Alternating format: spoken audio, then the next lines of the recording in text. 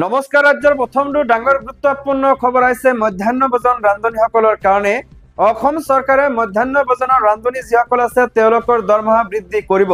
লগতে যিসকল আশা কৰ্মী নাইবা অংগনবাদী কৰ্মী আছে তেওঁলোকৰো দৰমহা বৃদ্ধি কৰিব অসম চৰকাৰে। অলপ আগতে ৰাজ্যৰ মুখ্যমন্ত্ৰী হিমন্ত বিশ্ব শৰ্মাই এক গুৰুত্বপূৰ্ণ মন্তব্য কৰিছে আপোনালোকৰ কাৰণে। লগতে যিসকল অৰুণোদয় আঁচনিৰ হিতাধিকাৰী আছে তেওঁলোকৰ কাৰণে আহিছে এটা ভাল খবৰ। অৰুণোদয় আঁচনিৰ কাৰণে আপুনি যদি আবেদন কৰা নাই তেন্তে আপোনালোকৰ গাঁও পঞ্চায়তত গৈ নাইবা যিজন ৱাৰ্ড মেম্বাৰ আছিল তেওঁলোকৰ ওচৰত গৈ আলোচনা কৰি নাইবা যোগাযোগ কৰি আপোনালোকে ফৰ্ম লৈ নতুনকৈ অৰুণোদয় আঁচনিৰ কাৰণে আপুনি আবেদন কৰিব পাৰিব। লগতে ৰেচন কাৰ্ডক লৈ ৰাজ্যৰ মুখ্যমন্ত্ৰী হিমন্ত বিশ্ব শৰ্মাই এখন গুৰুত্বপূৰ্ণ মন্তব্য কৰিছে। আপোনাৰ যদি ৰেচন কাৰ্ড নাই তেন্তে নতুনকৈ ৰেচন কাৰ্ডৰ কাৰণে আবেদন কৰিব পাৰিব, কিন্তু লাগিব আপোনালোকৰ আধাৰ কাৰ্ড। এতিয়াৰ পৰা ৰেচন কাৰ্ড বনাবলৈ হলে আধাৰ কাৰ্ড বাধ্যতামূলক কৰা হৈছে আৰু এই মন্তব্য কৰিছে ৰাজ্যৰ মুখ্যমন্ত্ৰী গৰাকীয়ে। লগতে যিসকল বৃদ্ধাশ্ৰমত পিতৃ মাতৃ আছে তেওঁলোককো বৰ্তমান ৰেচন কাৰ্ড দিয়া হ'ব। তেওঁলোকক আবেদন কৰিবলৈও জনাইছে ৰাজ্যৰ মুখ্যমন্ত্ৰী গৰাকীয়ে। ইয়াৰ উপৰিও আজি ৰাতিপুৱাৰ কেইবাটাও গুৰুত্বপূৰ্ণ খবৰ এই ভিডিঅ'টোৰ মাধ্যমত জানিব পাৰিব। ভিডিঅ'টো চাই থাকিব। লগতে চেনেলটোত যদি নতুনকৈ আছে তেন্তে চেনেলটো ছাবস্ক্ৰাইব কৰাৰ লগতে ভিডিঅ'টোত এটা লাইক কৰি দি দিব। তেন্তে আহক বন্ধু বান্ধৱীসকল আজিৰ ভিডিঅ'টো আৰম্ভ। প্ৰথমটো ডাঙৰ গুৰুত্বপূৰ্ণ খবৰ হৈছে মধ্যাহ্ন ভোজনৰ ৰান্ধনীসকলক অৰুণোদয় দিবলৈ মানা কৰা হৈছে, কাৰণ তেওঁলোক চৰকাৰী কৰ্মচাৰী। তাৰ পৰিৱৰ্তে মধ্যাহ্ন ভোজন কৰ্মী আশা অংগনবাদী কৰ্মীসকলৰ দৰমহা বৃদ্ধিৰ কথা চিন্তা কৰা হৈছে। আৰু এক গুৰুত্বপূৰ্ণ মন্তব্য কৰিছে ৰাজ্যৰ মুখ্যমন্ত্ৰী ডক্টৰ হিমন্ত বিশ্ব শৰ্মাই। এতিয়াৰ পৰা যিসকল মধ্যাহ্ন ভোজনৰ ৰান্ধনী আছে তেওঁলোকৰ দৰমহা বৃদ্ধি হ'ব পাৰে। লগতে অংগনবাদী কৰ্মী আৰু আশা কৰ্মীসকলৰো দৰমহা বৃদ্ধি কৰাৰ চিন্তা কৰিছে অসম চৰকাৰসকলৰ কাৰণে আছে এটা ডাঙৰ খবৰ। লগতে যিসকল মানুহৰ ৰেচন কাৰ্ড আছে তেওঁলোকৰ কাৰণেও আছে এটা ডাঙৰ খবৰ। ৰেচন কাৰ্ডৰ সুবিধা পাবলৈ আধাৰ কাৰ্ড থকাটো বাধ্যতামূলক। বৃদ্ধাশ্ৰমত থকা পিতৃ মাতৃ লাভ কৰিব ৰেচন কাৰ্ড। আৰু এই মন্তব্য কৰিছে ৰাজ্যৰ মুখ্যমন্ত্ৰী হিমন্ত বিশ্ব শৰ্মাই। যিসকল মানুহৰ ৰেচন কাৰ্ড আছে তেওঁলোকৰ আধাৰ কাৰ্ড লাগিব, নাইবা যদি আপোনালোকে নতুনকৈ ৰেচন কাৰ্ড বনাব বিচাৰে তেন্তে সেই ক্ষেত্ৰতো আপোনালোকৰ আধাৰ কাৰ্ডৰ প্ৰয়োজন হ'ব। গতিকে যদি আপোনালোকৰ আধাৰ কাৰ্ড নাই তেন্তে এতিয়া আধাৰ কাৰ্ডটো বনাই লওক আৰু আধাৰ কাৰ্ড বনোৱাৰ পিছতে আপোনালোকে ৰেচন কাৰ্ডৰ কাৰণে আবেদন কৰিব পাৰিব। আন এটা ডাঙৰ গুৰুত্বপূৰ্ণ খবৰ হৈছে ডক্টৰ হিমন্ত বিশ্ব শৰ্মা পুনৰবাৰ অসম বেডমিণ্টন সন্থাৰ সভাপতি ৰূপে নিৰ্বাচিত। অসমৰ মুখ্যমন্ত্ৰী তথা ভাৰতীয় বেডমিণ্টন সন্থাৰ সভাপতি ডক্টৰ হিমন্ত বিশ্ব শৰ্মা সৰ্বসন্মতি মৰ্মে পুনৰবাৰ অসম বেডমিণ্টন সন্থাৰ সভাপতি ৰূপে নিৰ্বাচিত হৈছে। দেওবাৰে গুৱাহাটীত অনুষ্ঠিত অসম বেডমিণ্টন সন্থাৰ বাৰ্ষিক সাধাৰণ সভাত সন্থাটোৰ নতুন কাৰ্যনিৰ্বাহক কমিটিখন গঠন কৰা হয়।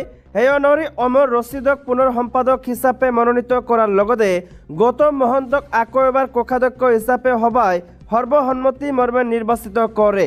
ইফালে তুলিৰাম ৰংহাং কাৰ্যকৰী সভাপতি, শীৰ্ষ IAS বিষয়া পাৰ্থ সাৰথী মহন্ত জ্যেষ্ঠ উপসভাপতি তথা প্ৰাক্তন খেলুৱৈ মল্লিকা বৰুৱা শৰ্মা উপদেষ্টাৰূপে থকা কমিটিখনৰ নিৰ্বাচিত 10গৰাকী উপসভাপতি হ'ল তৰংগ গগৈ, প্ৰদীপ কুমাৰ হাজৰিকা, এল মহন্ত সিং, বদন চন্দ্ৰ বৰা, বিনীত গগৈ, ঋতু বৰণ শৰ্মা, ইফতিকাৰ আলী, পুৰঞ্জয় শৰ্মা, প্ৰণৱজ্যোতি গগৈ আৰু অমিতাভ দে।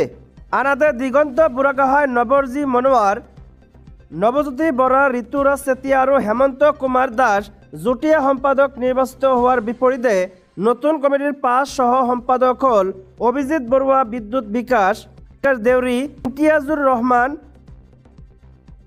ময়ূৰ বৰা আৰু অনিল দাস।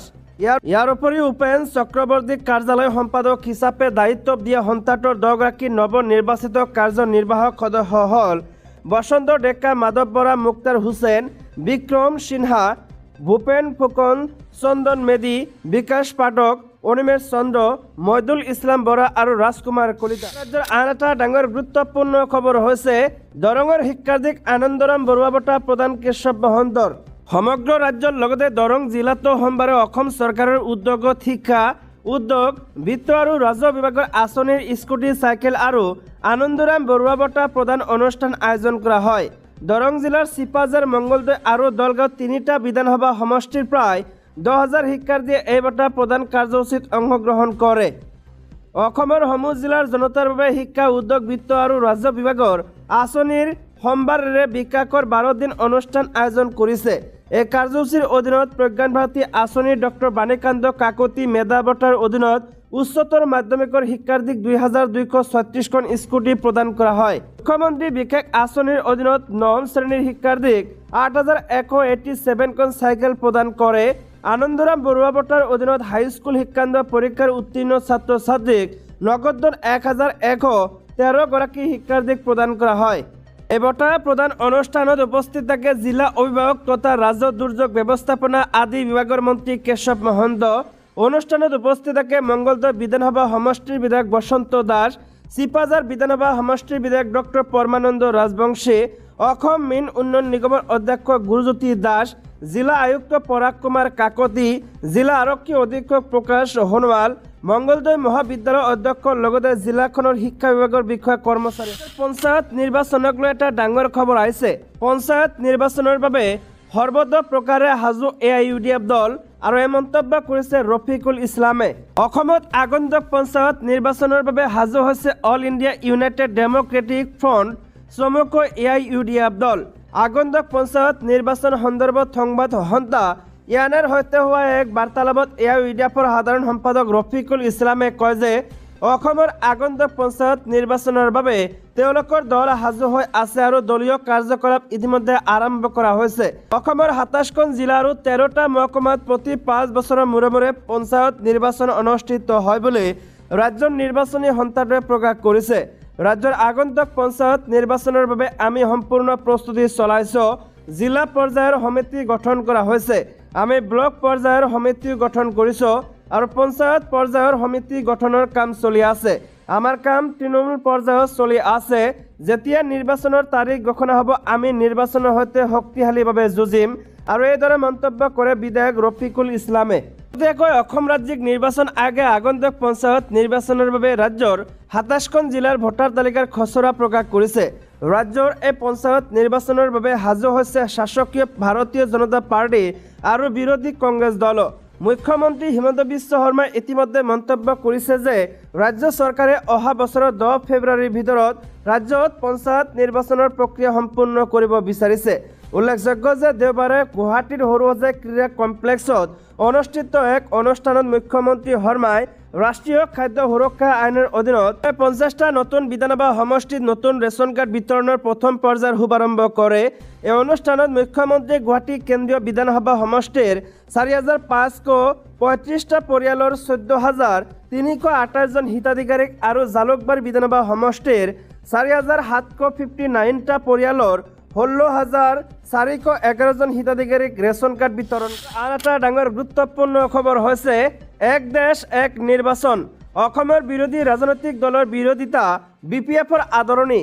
এক দেশ এক নিৰ্বাচন বিধেয়কত বৃহস্পতিবাৰে কেন্দ্ৰীয় কেবিনেটে অনুমোদন জনোৱাৰ পিছত সংসদৰ চলিত শীতকালীন অধিৱেশনতেই সংসদৰ মজিয়াত বিধেয়কখন উত্থাপন হোৱাৰ সম্ভাৱনা আছে। কেন্দ্ৰীয় কেবিনেটৰ অনুমোদনৰ পিছত সমগ্ৰ দেশৰ লগতে অসমতো এই বিষয়ত ব্যাপক চৰ্চা অব্যাহত আছে।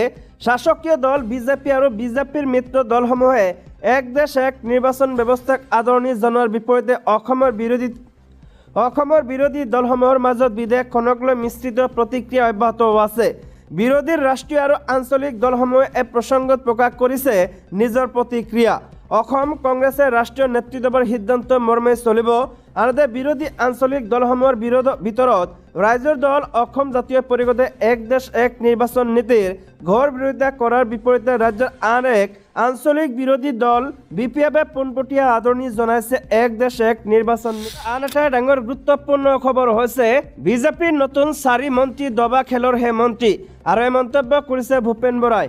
নতুন বছৰ 2025 ভাল হ'ব অসম কংগ্ৰেছৰ বাবে, কিয়নো প্ৰদেশ কংগ্ৰেছৰ সভাপতি ভূপেন বৰাই ঘোষণা কৰিছে যে প্ৰাক্তন মন্ত্ৰী বিধায়ক আন দলৰ নেতা কৰ্মীয়ে কংগ্ৰেছ দলত যোগদান কৰিব।